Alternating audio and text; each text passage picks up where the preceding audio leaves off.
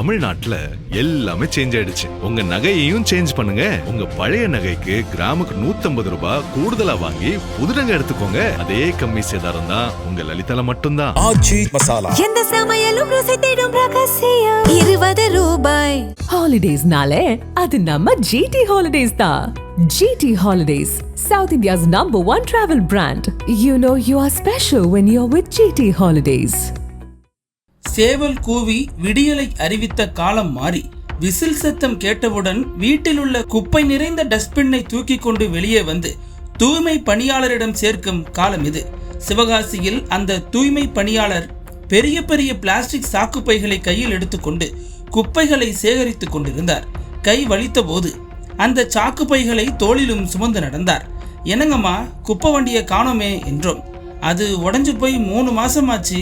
இங்க வீடுகள்ல இருந்து குப்பையை வாங்கிட்டு போய் அங்க மெயின் ரோட்ல நிற்கும் பெரிய வேன்ல கொண்டு போய் சேர்க்கணும் என்றார். நெற்றியில் வழிந்தோடிய வியர்வையை துடைத்தபடி. தெருவுக்குள்ளேயே வீடு வீடாக வர்ற பேட்டரி வாகனம் இருக்கு.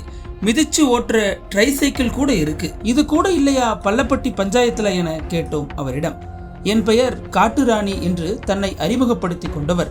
நாங்க படுற கஷ்டத்தை யார் பெருசா நினைக்கிறாங்க? குப்பையை வாங்குறதுக்கு சின்னதா ஒரு தள்ளுவண்டி இருந்தால் கூட போதும். அதுக்கு கூட வழி இல்லை, அதான் கையில தூக்கிட்டு போறேன் என்றார். மேலும் அவர், நேத்து கூட டிவியில விஜயண்ணா பேசினதை கேட்டேன். பெண்களை நினைத்து மனம் பதறது, கண் கலங்குது, என்னால கட்டுப்படுத்த முடியலன்னு சொன்னாரு. நம்ம குடும்பத்துல இருக்கிறவங்களுக்கு ஒண்ணுன்னா நெஞ்சு பதறாம இருக்குமான்னு துடிச்சு போனாரு. இப்ப நான் சொல்றத தப்பா நினைக்காதீங்க. தூய்மை பணியாளர்கள்ல ரொம்ப பேரு பெண்கள் தான். விஜயண்ணா ஆட்சிக்கு வர்றதுக்கு முன்னாடியே விசில் ஊதுனவங்க, மற்ற கட்சிக்காரங்க கிட்ட திட்டு வாங்கினவங்க. அதனாலதான் விசிலுக்கு ஓட்டு போட்டாங்க. எங்களுக்கும் நிறைய பிரச்சனைகள் இருக்கு. விஜய் அண்ணா தான் கவனிக்கணும் என்றார். தூய்மை பணியாளர்கள் எதிர்கொள்ளும் பிரச்சனைகள் பள்ளப்பட்டியுடன் முடிந்து விடுவதில்லை.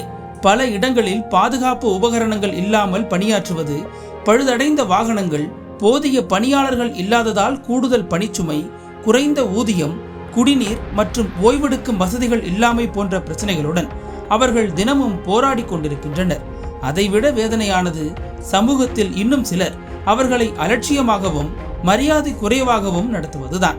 நகரங்களையும் கிராமங்களையும் தூய்மையாக வைத்திருக்கும் அவர்களின் உழைப்புக்கான அங்கீகாரமும் அடிப்படை வசதிகளும் இன்னும் முழுமையாக உறுதி செய்யப்படாத நிலையே நீடித்து வருகிறது.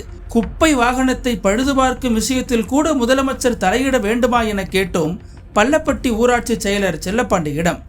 அதற்கு அவர் கூறியதாவது, அப்படி இல்லை சார், நிதியெல்லாம் இருக்கு, 2 நாள்ல குப்பை வாகனத்தை ரெடி பண்ணி கொடுத்துருவோம் என உறுதி அளித்தார்.